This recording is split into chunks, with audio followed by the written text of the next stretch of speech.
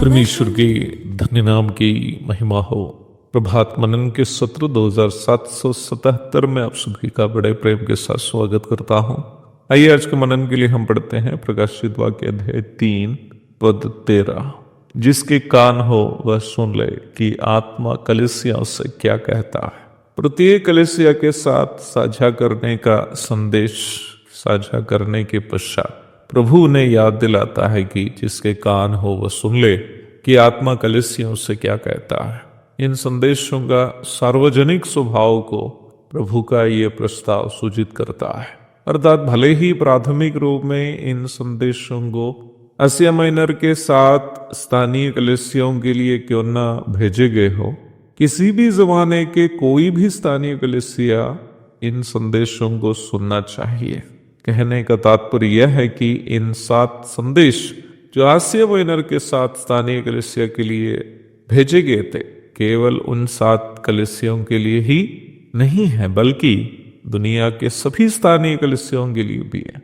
इसलिए इसे प्रेरित यूहन्ना के हाथों से लिखवा कर आज पुस्तक के रूप में हमारे भी हाथों में पहुंचा दिए गए।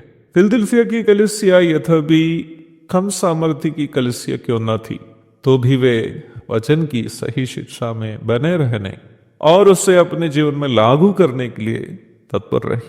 वचन की शिक्षा में बने रहने का अर्थ प्रभु स्वयं इस प्रकार विश्लेषण करता है, मेरे नाम का इनकार नहीं किया।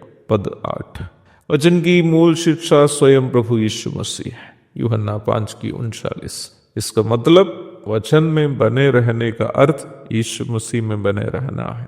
वचन की सही शिक्षा हमें यीशु मसीह से अधिक प्रेम करने, यीशु मसीह के समान जीवन बिताने के लिए प्रेरित करती है। प्रत्येक कलीसिया से बात करते वक्त प्रभु ये बात उन्हें याद दिलाता है कि वचनानुसार बिताया जाने वाला जीवन के लिए स्वर्ग में बड़े प्रतिफल प्रभु रखे हुए हैं।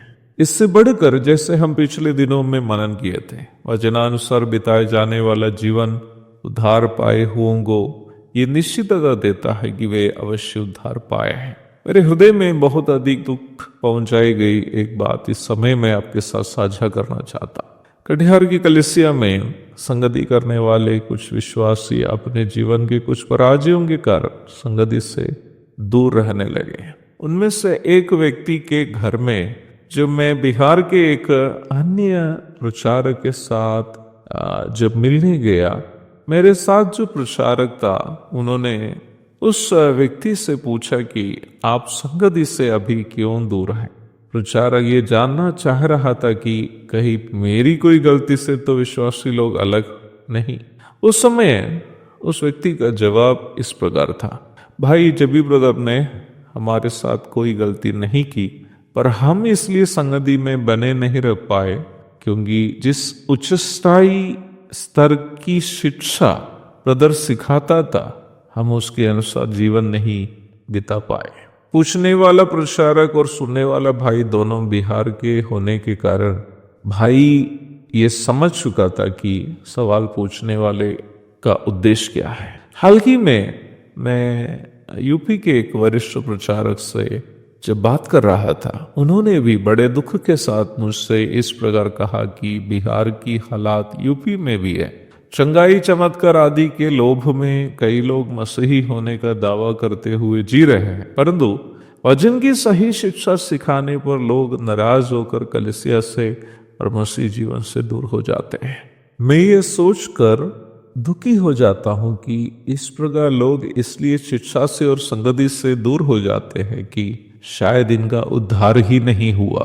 क्योंकि उद्धार का सही अनुभव किसी भी परिस्थिति में शिक्षा को मानने और संगति में बने रहने के लिए हमें प्रेरित करता है। जिसके कान हो वो सुन ले कि आत्मा कलीसियाओं से क्या कहता है। अभी नहीं सुने तो तब पता चल जाएगा जब प्रभु मध्य आकाश में आएंगे। यदि आपका उद्धार नहीं हुआ हो आप छूट जाएंगे, और उस समय यदि आप छूट जाए तो पुनः प्रभु से मिलने का दूसरा अवसर ही आपको नहीं मिलेगा।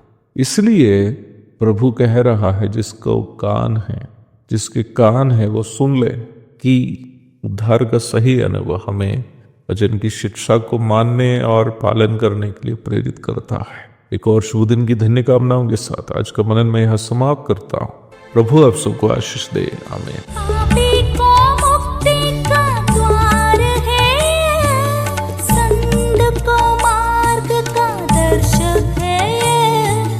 विश्वास जो करते हैं